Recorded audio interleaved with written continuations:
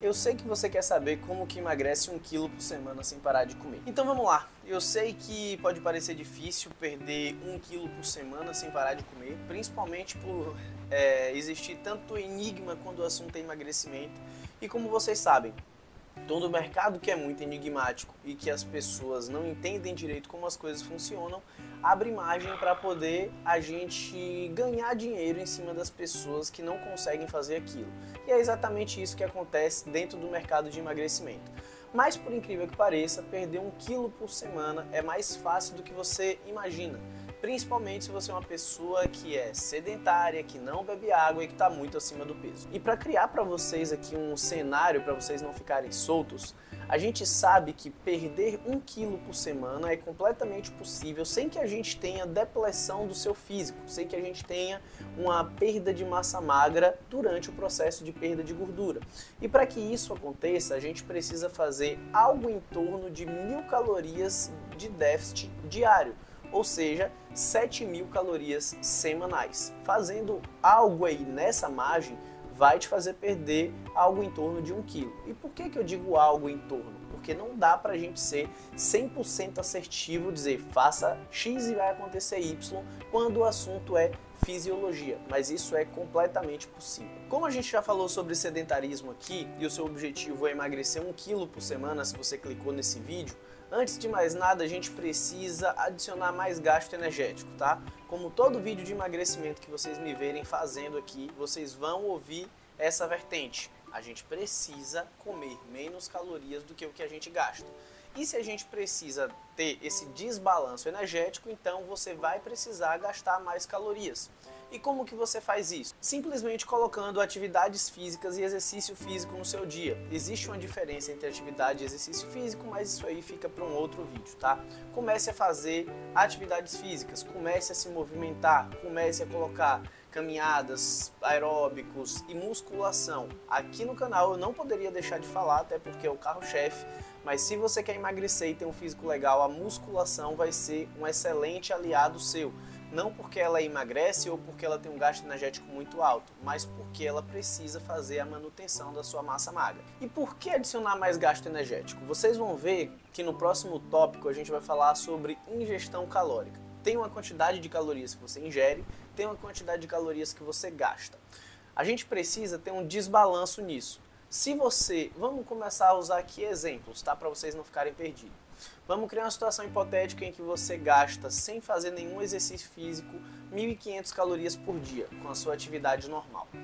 Para você ter um déficit calórico de 1.000 calorias por dia, você precisaria comer só 500. E digamos que você adicionou o gasto energético no seu dia a dia, então a gente colocou um treino de musculação e um treino de aeróbico. E desses dois treinos que a gente colocou, a gente adicionou aí mais 700 calorias. Vamos colocar para cima aqui, mas só para ficar fácil a matemática, tá? Digamos que musculação mais aeróbico, mais o consumo de oxigênio pós-atividade física, foi ali para 1.000 calorias a mais. Então de uma pessoa que gastava 1.500 calorias por dia, você começou a gastar 2.500. Logo, para você ter as 1.000 calorias de déficit diário, você... Ao invés de comer as 500 calorias que você precisaria comer antes, você vai poder comer 1.500 calorias, sendo que você terá as mesmas 1.000 calorias de déficit. Então, entende o poder do gasto energético no seu dia?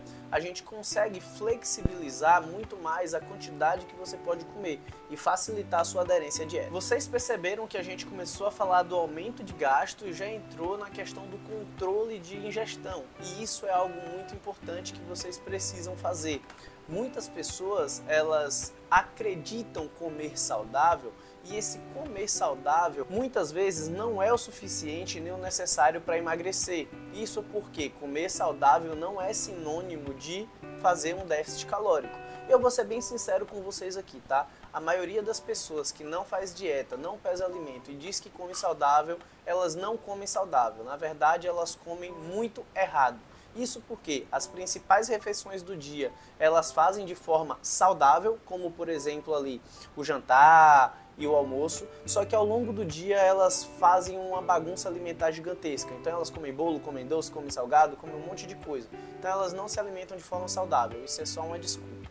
E mesmo que se alimentassem de forma saudável, existe uma diferença muito grande entre se alimentar saudável e fazer um controle calórico para você ter emagrecimento. Então você já descobriu o quanto que você gasta ali de calorias e agora você controlou o quanto você ingere. Você vai precisar do controle tanto da quantidade energética, ou seja, de calorias, quanto de macronutrientes, proteínas, carboidratos e gorduras. Além disso, existem vitaminas e minerais que também são muito importantes e não podem ser negligenciados, tá? Até por isso existe um profissional responsável para cuidar só dessa parte, que é o nutricionista. Se fosse tão simples cuidar dessa parte, qualquer pessoa conseguisse fazer sem o mínimo de dedicação, pelo menos de tempo, não existiria uma profissão para cuidar disso. Mas como hoje em dia a gente tem bastante informação, se você se dedicar aí 2, 3, 4 horinhas pensando só no seu caso, você consegue ter uma noção básica de como fazer ali quantidade calórica, quantidade de carboidratos e proteínas e conseguir calcular um déficit energético para você. Se você calculou a sua ingestão energética e você aumentou o seu gasto energético, você vai estar num quadro que a gente chama de déficit calórico. Esse déficit calórico, se você sustentar ele de forma contínua e for um déficit calórico real, consequentemente você vai sentir fome, tá? Não tem para onde correr. Se você aí tá fazendo uma dieta de emagrecimento, onde você acredita tá fazendo tudo certo já há 2, 3 semanas e você não sente fome, pode observar direitinho o seu dia a dia que em algum momento você está errando e você não está ficando em déficit calórico. Ou você está errando ao longo da semana, ou você está errando nos finais de semana e está fazendo superávit durante esses dias. Por quê? Se você faz realmente um déficit energético contínuo e prolongado, você vai sentir fome. Isso é fisiológico, não tem para onde a gente correr, tá? Então, fica de olho nisso. E quando você começar a sentir essa fome, uma ideia interessante é você ficar de olho na quantidade de fibras que você está comendo.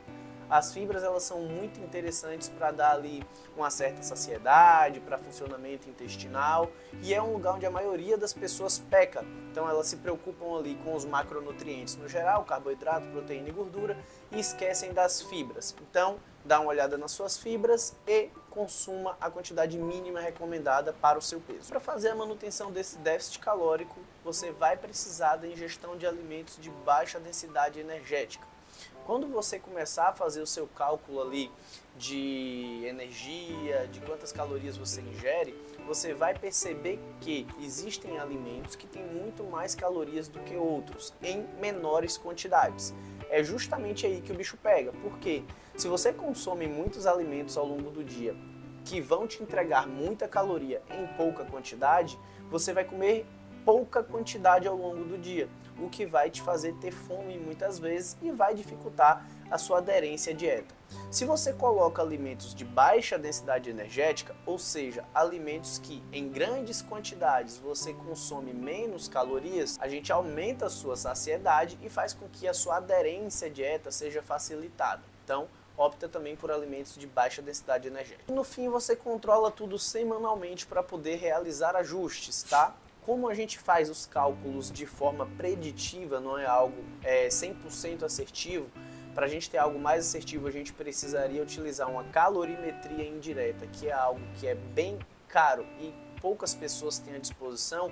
Muitas vezes tem equívocos nesses cálculos. Então, ou a gente calcula para mais, ou a gente calcula para menos, e você fazer o controle semanal do seu peso vai exatamente te dizer o quanto de peso você está perdendo ali e te dar uma margem para fazer ajustes, para colocar ou calorias a mais ou calorias a menos, e aí você consegue ter esse controle.